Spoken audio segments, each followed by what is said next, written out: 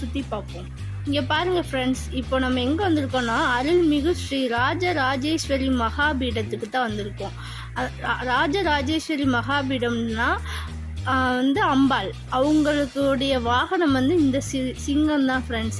இந்த சிங்கம் இந்த திருநெல்வேலிக்கும் தூத்துக்குடிக்கும் இடையில உள்ள இந்த கோயில்லையும், அப்புறம் அரண்மனையில் ராமநாதபுரம் அரண்மனையிலையும் பெங்களூர்லையும் தான் இருக்குதான் ஃப்ரெண்ட்ஸ் இவ்வளோ பெரிய சிங்கம். இப்போ வாங்க உள்ள போய் பார்க்கலாம்.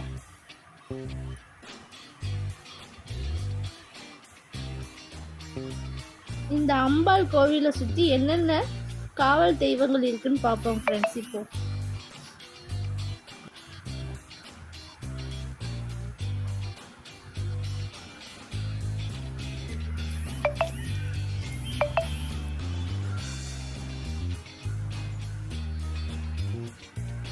வலதுபுறம் ஸ்ரீ அகஸ்திய முனிவர் சாமியும்,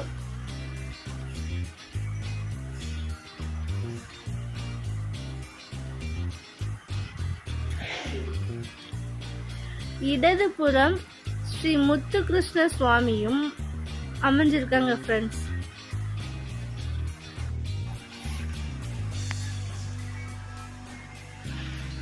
அதே இடதுபுறத்தில் ஸ்ரீ சொர்ண பைரவர் கோயிலும் அமைஞ்சிருக்குங்க. இந்த 3 காவல் தெய்வங்களும் ஸ்ரீ அம்பாளுக்கு துணையாக இருக்காங்களாம்.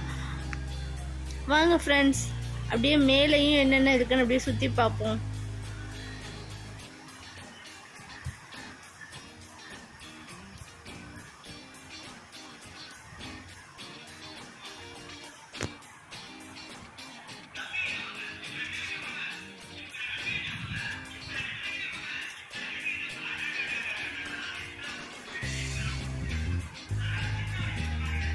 பாருங்க ஃப்ரெண்ட்ஸ், மேலே யார் யார் இருக்காங்கன்னு. ராமன், சீதை, லக்ஷ்மணன்,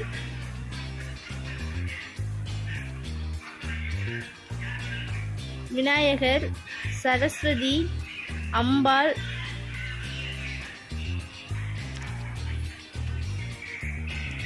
இப்போ உள்ள சன்னதிக்குள்ள போவோம் ஃப்ரெண்ட்ஸ். ஸ்ரீ அம்பாளை போய் பார்ப்போம் வாங்க.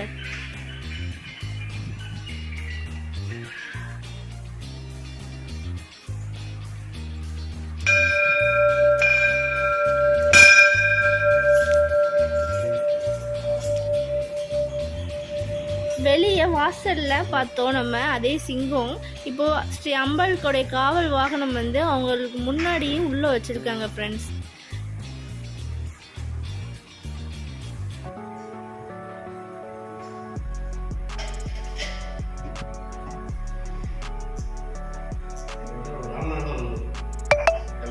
இப்போ வாங்க ஃப்ரெண்ட்ஸ், அப்படியே சுற்றி பார்ப்போம். அவங்க கூட நான் கொஞ்சம் நேரம் பேசிட்டு இருந்தேன். இது எங்கெங்கே எத்தனை வருஷம் ஆச்சு திறந்து, எத்தனை வருஷம் நீங்கள் இருக்கீங்க அப்படின்லாம் கேட்டுட்டு இருந்தேன் நான் இங்கே இவங்ககிட்ட.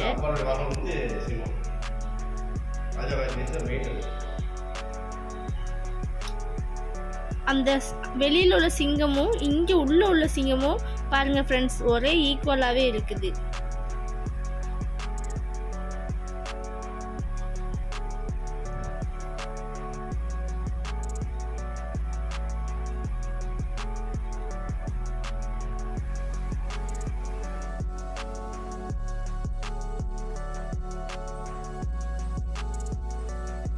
வாங்க ஃப்ரெண்ட்ஸ், அப்படியே போய் ராமர் இருக்கிற இடத்தையும் நம்ம போய் பார்ப்போம்.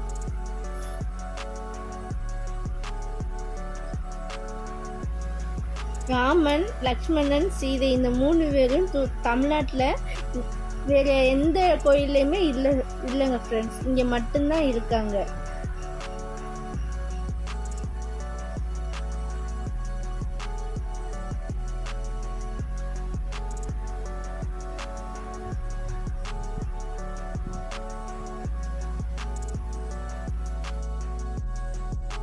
இந்த சீதை, ராமன், லக்ஷ்மணன் இந்த 3 பேரும் இந்த இடத்துல அமைத்து தரதற்கு உதவி புரிந்தவங்க பேர் இந்த கல்வெட்டில் பொறிக்கப்பட்டுள்ளது ஃப்ரெண்ட்.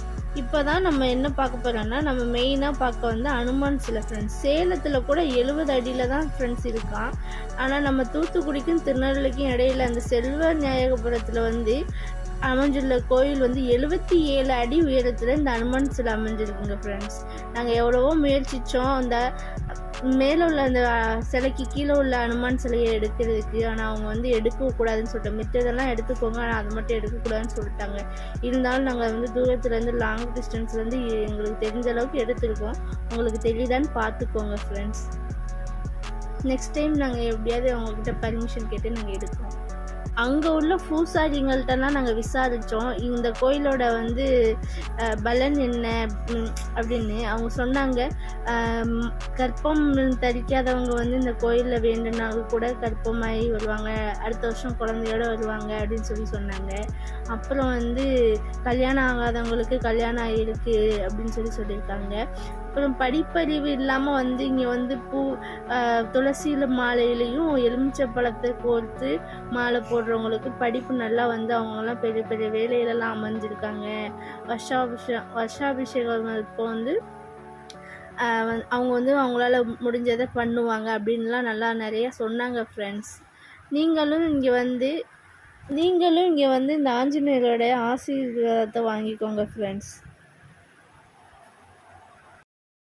சென்ற தூத்துக்குடி மாவட்டத்தை சேர்ந்த தெய்வச்சிவரம் இங்கே வாழையாண்ட முத்துசாமி அடிகளார் 38 வருஷம் முன்னாடி அம்பாளை பிரதிஷ்டை பண்ணார்.